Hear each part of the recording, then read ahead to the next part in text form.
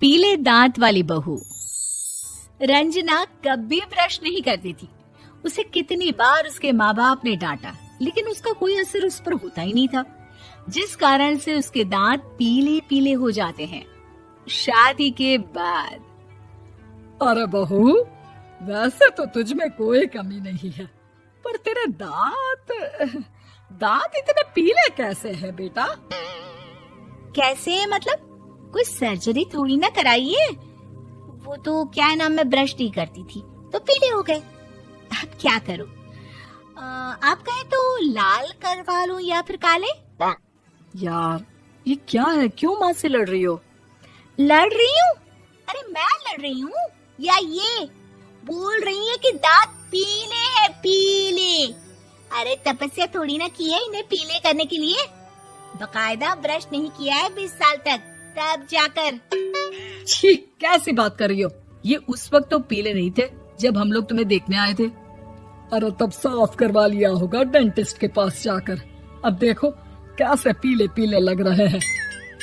रंजना सास की तरफ गुस्से से देखती है। फिर शुरू हो गई पीले पीले पीले। अरे पीले तो तब भी थे जब मेरे हाथ का रसगुल्ला उड़ा उड़ा कर खा रही थी और बोल रही थी, लड़की नहीं गुणों का खजाना दे रहे भाई साहब आप। खैर, अब वो लोग करते भी तो क्या करते, पीले दांत वाली बहू पल्ले पड़ी थी तो झेलना तो था ही। एक दिन कीर्तन में रंजना गाना गा रही थी। अरे कमला बहन, माँ का द्वार है, यहाँ तो सब शुद्ध होकर आते हैं, फिर अपनी बहू को ब्रश भी नहीं करवाती तुम। दूर से पीले पीले दांत भक्ति में बाधा उत्पन्न कर रहे हैं। अरे कोई 2 साल की बच्ची थोड़ी ना लेकर आई हूँ मैं बहू बनाकर। अच्छी खासी लड़की है, अरे कैसे करवाऊं ब्रश? ये तो उसे खुद करना चाहिए ना। अब माँ बाप तो इसके जैसे तैसे निपटा दिए, ये नहीं सोचा कि सास कैसे संभालेगी। सास बहू को लेकर घर आ जाती है, लेकिन सोच लेती है कि अब इसे लेकर कहीं नहीं जाएगी।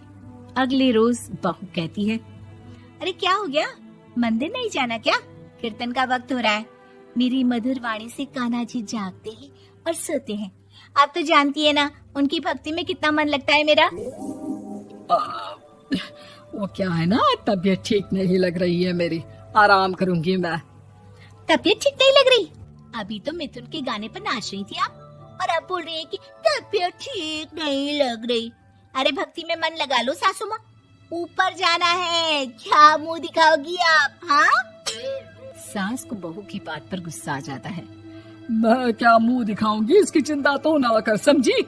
अपने मुंह की चिंता कर, जो ये पीले पीले दांत लेकर हर जगह पहुंच जाती है। पता है लोग कितना मजाक बनाते हैं। ना जी ना, मैं नहीं जाना कहीं तेरे साथ। तो ये बात है, कोई ना, मत जाओ, मैं अपने कमरे में ही बैठकर भक्ति कर लूंगी। ऊपर वाला दांत थोड़ी ना देखता है, मन देखता है, भावना देखता है। और अरे बस बस, तू सब कुछ दिखा, बस ये सफेद चमकदार दांत ना दिखाना किसी को, है? जा यहाँ से। बहू को सास की बात का कोई फर्क नहीं पड़ता, वो तो जैसी थी वैसी ही रह जाती है। सुबह नहाकर किचन में खाना बनाना, फिर खाना खाना, कीर्तन भजन करना और सो जाना। एक दिन, माँ जी मैं सहेली के घर जा रही हूँ, शाम को लेट आऊंगी। हाँ हाँ तो जाना, मैंने कौन सा तेरी आरती करनी है घर पर बैठकर। रंजना सहेली के घर जाती है, जहाँ वो पार्टी में जाने की तैयारी कर रही होती है। अरे शिखा, कहाँ जाने की तैयारी कर रही है? मैं गलत वक्त पर आ गई क्या? अरे नहीं यार, उल्टा सही वक्त पर आई है। मैंने ये साड़ी और ज्वेलरी निकाली है यार, शाम को इनके ऑफिस की एक पार्टी में जाना है। बताना कैसा लग रहा है ये सब? नहीं यार, इस ड्रेस के साथ तो वो वाली ज्वेलरी अच्छी लगेगी। हाँ हाँ सही बोल रही है, मैंने ध्यान ही नहीं दिया। वैसे तो हमेशा से मस्त फैशन सेंस रखती है। तो बड़ा जाती होगी ना पति के साथ पार्टी में। रंजना कुछ नहीं बोलती, बस सोचती है कि यार काश ये बात सही हो जाती, पर मैं क्यों नहीं जाती पार्टी में? क्या इन लोगों की कोई पार्टी होती नहीं होगी? रंजना घर आती है और रात में पति से सवाल करती है, एक बात बताइए, आप मुझे किसी पार्टी में क्यों नहीं ले जाते? क्या आपकी यहाँ ऑफिस में पार्टी नहीं होती? पति बेचारा क्या कहता कि दांत पीले हैं तुम्हारे इसलिए। अरे कोई पार्टी होती नहीं हम लोगों के ऑफिस में, तो कहाँ से लेकर जाऊं? और मार्केट, मॉल, कहीं वीकेंड घूमना, कहीं तो। अरे यार, सारे हफ्ते में एक छुट्टी मिलती है, तो सोचता हूँ कि आराम ही कर लूं। क्यों? रंजना मन मार के रह जाती है। पहले कभी सास के साथ मंदिर जाया करती थी, लेकिन वो भी सास ने ले जाना बंद कर दिया। घर बैठी बैठी रंजना बोर हो जाती है। तभी उसे आइडिया आता है और वो मायके जाने का सोचती है। सासू माँ, 2 दिनों के लिए मम्मी के घर जा रही हूँ। अच्छा अच्छा, ठीक है, आराम से जा। और हाँ, माँ से कुछ अच्छी आदत सीख कर आना कि कैसे शरीर के हर भाग की तरह दांतों की सफाई भी जरूरी होती है, समझी? शुरू हो गई ना आप। वो लोग आपकी तरह नहीं है कि छोटी छोटी बात का बतंगड़ बना दे। उन लोगों के लिए मैं मायने रखती हूँ, ना कि मेरे पीले पीले दांत। रंजना माँ को बिना बताए उन लोगों को सरप्राइज देती है, लेकिन जैसे ही वो दरवाजे पर पहुंचती है, अंदर देखती है कि घर वाले कहीं जा रहे होते हैं। अब माँ, काश रंजना दीदी के दांतों वाली प्रॉब्लम नहीं होती, तो वो भी हम लोगों के साथ चलती ना बुआ जी की बेटी की शादी में। हाँ बेटा, लेकिन अब उसे कौन समझाए कि उसको उसके पीले दांत नहीं दिखते, लेकिन उसके आसपास के लोगों को कितना एम्बैरेसिंग फील कराते हैं।